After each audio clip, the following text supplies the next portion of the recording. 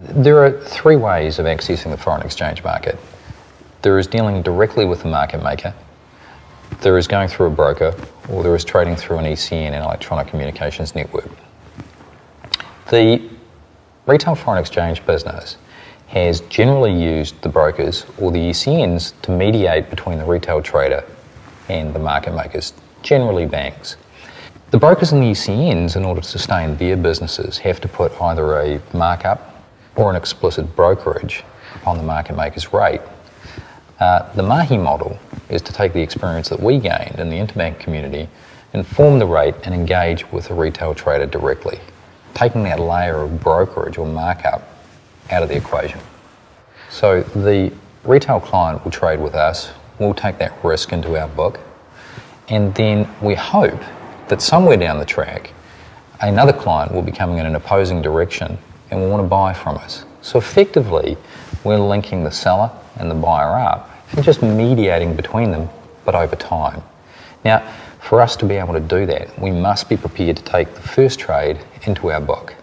Otherwise, if we were to turn around and trade directly with somebody else, the inventory has gone.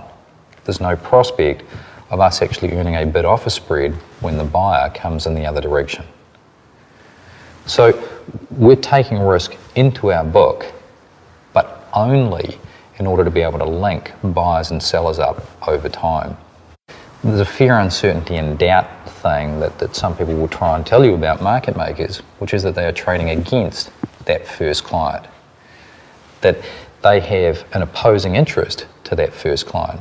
Immediately after that first trade, the seller wants the price to go down, and that would be unfortunate for the market maker. But the market maker is taking sample after sample after sample, and some of the time it'll go down and some of the time it'll go up. And that's tolerance for that variation is part of what he offers. It's part of the service to allow the first guy to trade when he wants to trade and the second to trade when he wants to trade. The assumption for the market maker is over the very short holding periods that they have, that variation up and down cancels out. And so ultimately, the market maker is not trading against the client. He's facilitating his access to market.